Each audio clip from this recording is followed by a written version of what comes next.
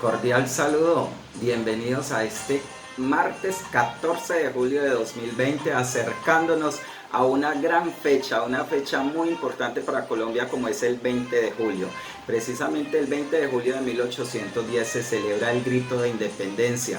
Algunas épocas antes de ese 20 de julio fueron muy importantes para Colombia, como la época de la colonia. En la época de la colonia fue donde se empezaron como a posicionar las clases sociales dentro de la Nueva Granada, que así se le llamaba en ese entonces. En este libro de Historia de Colombia para niños vamos a dar lectura precisamente a esa parte de las clases sociales en la época de la colonia. Y en la época de la colonia teníamos unas clases sociales muy identificadas: españoles, teníamos los criollos, teníamos los mestizos, indígenas, mulatos, negros y zambos. Miremos qué los caracterizaba. Cuando los conquistadores se embarcaban en estas grandes expediciones, dejaban a sus mujeres y a sus familias en la península ibérica, esto es en España. Estas jornadas eran cosa de hombres fuertes y audaces, donde su vida corría peligro y debían afrontar grandes dificultades, y allí las mujeres no tenían cabida.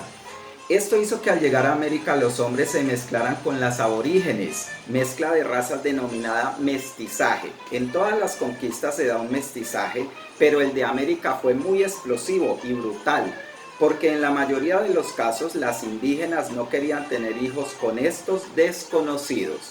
En realidad las primeras familias españolas completas llegaron a América en tiempos de la colonia.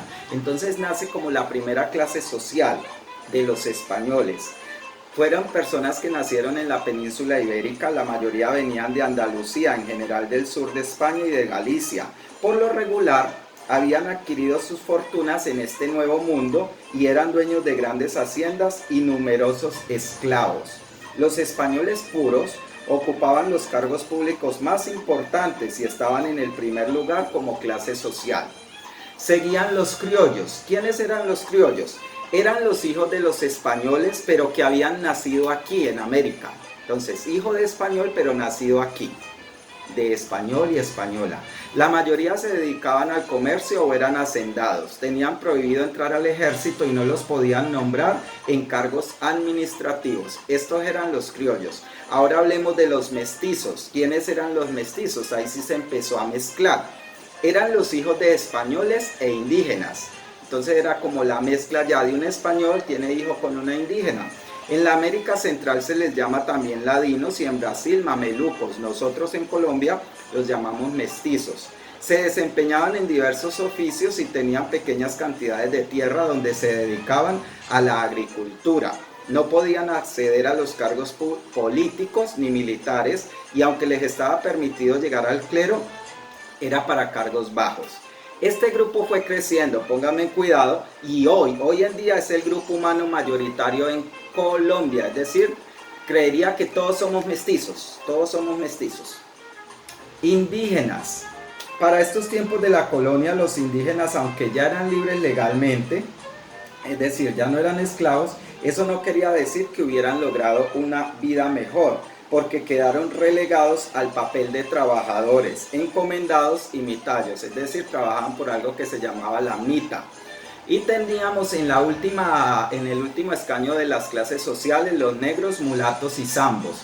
Ellos sí no se mezclaron entre ellos. Los negros puros fueron los que se mezclaron con otros negros y mantuvieron pura su raza.